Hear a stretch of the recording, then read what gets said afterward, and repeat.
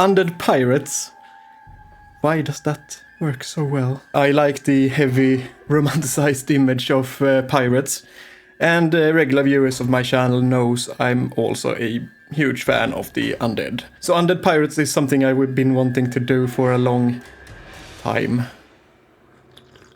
And I've been secretly waiting for Games Workshop to release miniatures for their faction Vampire Coast. The Vampire Coast. What's it called?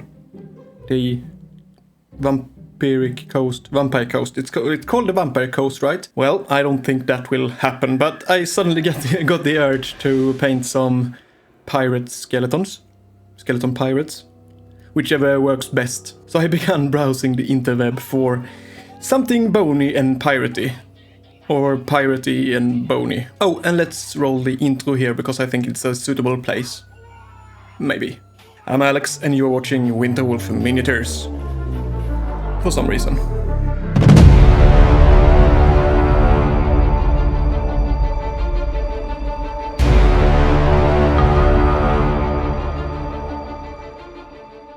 With the huge market of printable miniatures that's out there, I was surprised of how few pirate miniatures there is in general. And undead ones even less so. I did however find something I liked from Lost Kingdoms miniatures.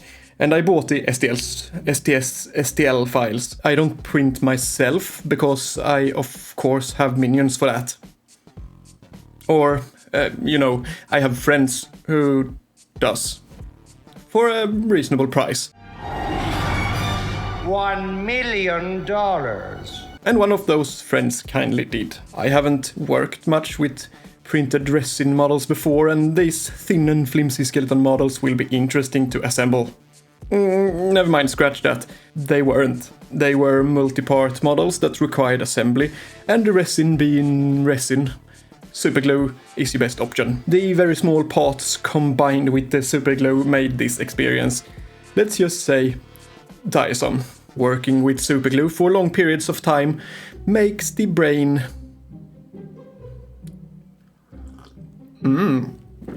Coffee. So I have no footage of the assembly part because I wasn't smart. Because I wasn't smart enough in the moment to press record on my camera. That's just here. I also did some priming with the airbrush and I have no footage of that. But I have an easy recipe for painting skeletons for you with the priming step. You prime it white and then you apply a white base coat. And then you wash the entire model of some kind of brown. Whatever you prefer. I used sepia. I don't know. Sepia shade from Vallejo. And then it looks like this. Perfect start for weathered bone for, very old skeletons that have been left in the sun and sand for too long. You could leave it like this or highlight it a bit with a lighter shade if you'd like. Let's paint this bad boy.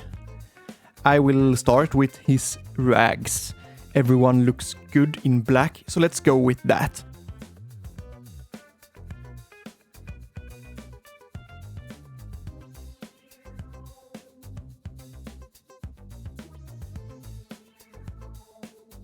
Just carefully fill in all the cloth parts. I'm starting with this since it's the thing that is closest to the bone, and I'm making sure to be careful where it borders the bone.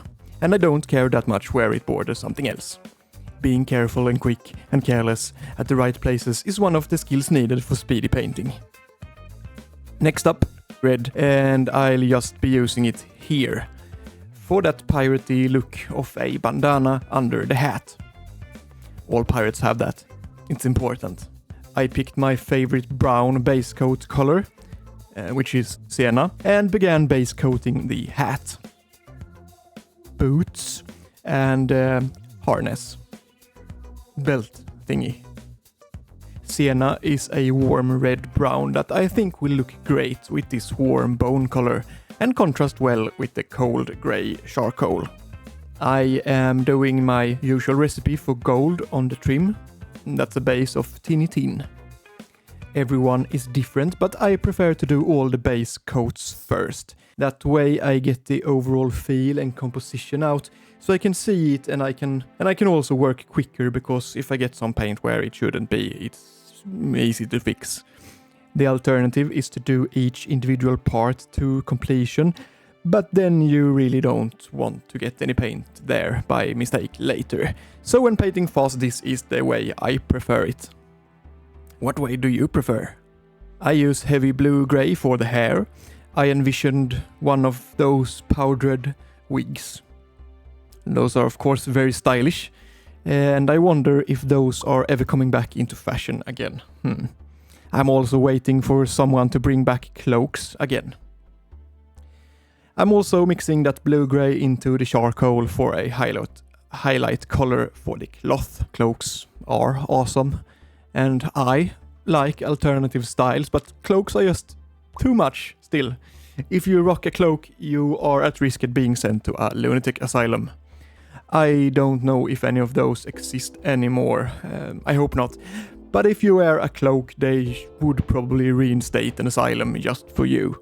Which is too bad in my opinion, because, as I said, cloaks are awesome. For the brown leathery parts, I'm simply mixing a lighter shade of brown into the sienna. In this case, I use Parasite Brown, as it too is a warm red-orangey brown, but it's very ugly on its own.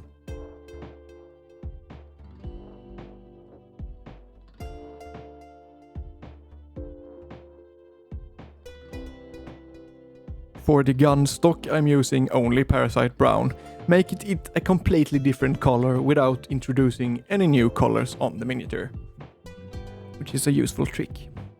I don't think I said it before, but I also base coated the sword blade with sienna earlier, and the next step is orange. I'm using Rise of Rust from Citadel here, but any saturated but matte orange would do.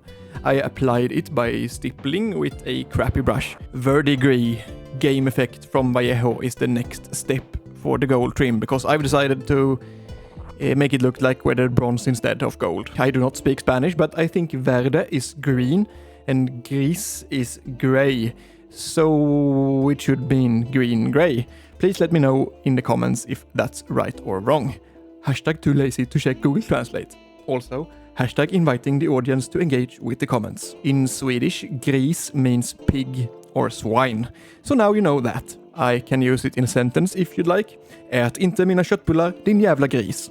And I'm sure someone will post in the comments what that means. After the green pig, I'm doing a quick highlight with gold.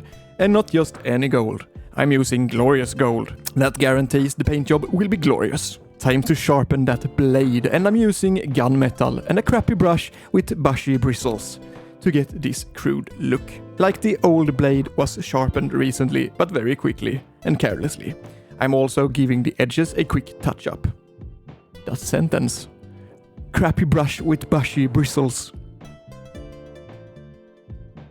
Say that 8 times in a row very quickly. I am gonna brighten up those bones just a bit, and I will be using elfish flesh. I'm also adding some off-white and doing some additional highlights, mostly on the face. Skull. Skeletons don't have faces. They are faceless. Faceless skeletons.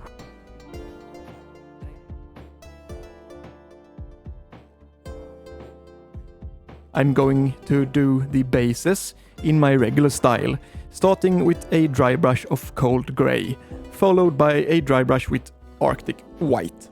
And in an instant we have a cold frozen ground.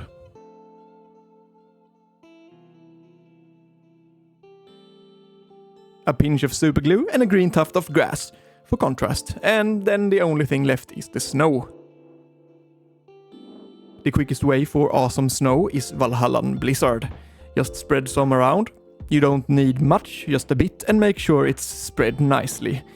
And don't forget to add some to your green tufts of grass. That grass has been out in there in the snow, and it would look very weird if it wasn't affected at all by the snow.